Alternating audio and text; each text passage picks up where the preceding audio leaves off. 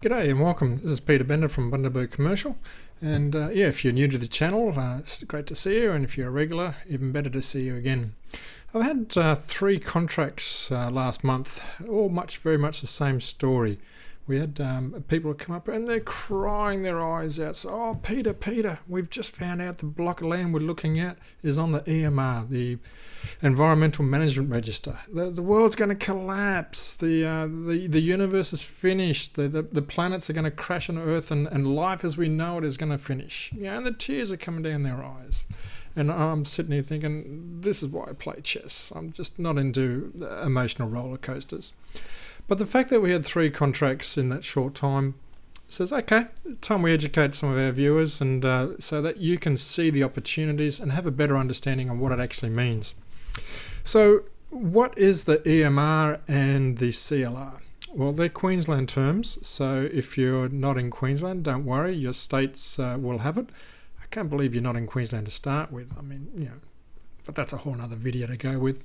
If you're an overseas viewer, I'd still hang on, because you'll find that in North America, this is the EPA area, the Environmental Protection Authority area. Europe has similar sort of constraints and notifications, and I imagine most of the first world countries in Asia and South America are in the same. So today we're going to have a look at the Environmental Management Register, or the EMR, and the Contaminated Land Register, which is known as the CLR. They have good concepts, as everything in government. Good concepts, perhaps the execution's a little bit sad. As you may be aware, lawyers have the whole world in fear, and state governments and local governments are no difference. If they make a mistake, you've got the pay for service, and no charge unless settlement sort of firms coming up looking at doing I call it group court cases. So it has the authorities concerned. So one of the things that people don't want to be doing is buying a property and finding out that there's some sort of environmental issue with it. You don't want to be buying a place that used to be a nuclear radiation site and you weren't aware of it. That's not a good look if you start digging in the backyard to bury your millions and find that there's lots of shiny stuff that you don't want to hear about. Yes, that's tongue-in-cheek and extreme, but that is the general concept. So it's a notification by degree. There's a general notice, and then there's a specific notice depending on what's going on with the property. The Environmental Management Register is currently a publicly accessible register within the state government, and I'll put a link into the notes so that you can actually go in and check yourself. If you're doing a contract, you'll find that most lawyers will do standard searches, and that will be one of them to find out, so you're protected in that aspect. Your real estate agent should be declaring that the site may be on the EMR or CLR. Agents are trained not to put objections or problems in front of customers. Sometimes they may not be notifying you, and they may not even be aware. I've had blocks where even the customers weren't aware that they're on the register, which is a bit disturbing. The Environmental Management Register, how do you get on there? All right. In our particular area, a lot of them have come across when our local government decided we need to put a lot of properties on there. So they walked around the entire area and had a look at any properties that may have an environmental issue.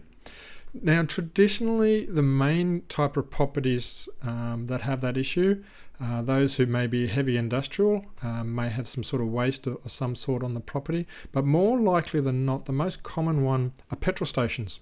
Petrol stations have their tanks underground, and occasionally, particularly the older ones, the tank may rupture and put petroleum products into the ground, which is not a good thing. So that is the history of why it was there.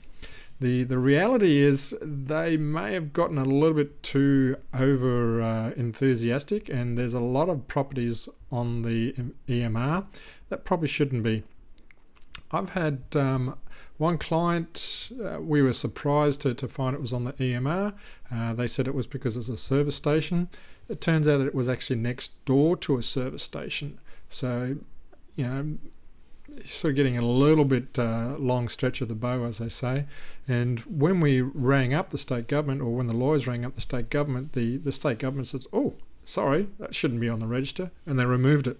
So I was happy to go back to the person who'd been crying to me and telling me the world's collapsed because of the EMR, and said, "No, fixed, gone, no longer on the EMR."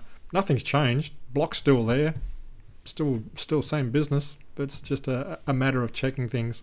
And this is where, as an investor, you're going into a competitive area. You've got lots of people looking for prime assets, and a lot of them will look firstly on that EMR. Oh, they're on that register. Oh, I'm not touching that, because of ignorance and fear and misunderstanding. So hopefully this video will get you to the stage where you know enough to at least check to see how it goes. Now, the Contaminated Land Register, that is the second level. So the EMR is more a notification saying that you should probably check and have a bit of a deeper look. The Contaminated Land Register means they have got a problem. There is an issue and it's been identified and it's on that register. Going back a while, there used to be a company called ICI in Botany Bay in Sydney. They used to manufacture fertilizers and I think even components for explosives. They had a site that was contaminated. They spent a lot of money to try and clear that out. And I remember being a shareholder, every year you get the annual review, and it says we've set aside $16 squillion to remediate this site. And then the next year you got another message from the AGM saying that we've set aside another $30 squillion. And the poor buggers, they took a long time to try and clear up that site. And I don't know what the final result is, but that is the extreme measure. So if you want to be fearful, just don't get buying a site that's had a fertilizer plant or something like that on there. Okay, so let's say you've got a block and it's on the EMR. How do you get it off if you decide you need to? See, really, it's only an issue for generally for people who are looking to develop the property. If you're happy to take the property and use it in its current mode and leave it in its current mode, then the EMR generally isn't going to be an issue. Now, having said that, I'm not a lawyer. I'm not here giving you advice. I'm just giving you education on understanding it. Make sure you deal with your lawyer and get the information, because every region's different, every state's different. And look, I don't want you ringing me up saying, "Oh, Peter told me it's all right, go and do this." Yeah, just common sense. It's a flagging sort of aspect. But if it's on the EMR, in my area, you can find a company who knows it's a very lucrative market. There's generally only one person or one company that does it. They will come out and inspect your property. It's very similar to when they inspect asbestos. They'll take some samples on the ground, drill some holes, walk around, pontificate, have a good look, make sure they think that they're doing a lot of money, send it off for samples, give you a report, charge you, I think it was 40 grand. 40 or 50 grand to get the report, and it'll come back saying it's either contaminated or it's not contaminated. If it's not contaminated, you can go through your lawyers and probably get it removed off that register, which is a good point. If you're a buyer and you're not too concerned, I have seen buyers negotiate a price down on a property in regards to the fact that they're just concerned that there may be a $50,000 charge to clear that up if they want to. I'm not an advocate of that sort of tactic, but it's there, and it's just a reality you need to work on. So if you're a seller, you may want to have a look at getting your property off the EMR, just so that you've got one less area that a buyer can negotiate your price down on. If your property is on the Contaminated Land Register, then you need to remediate the site, similar to what I said with what ICI did.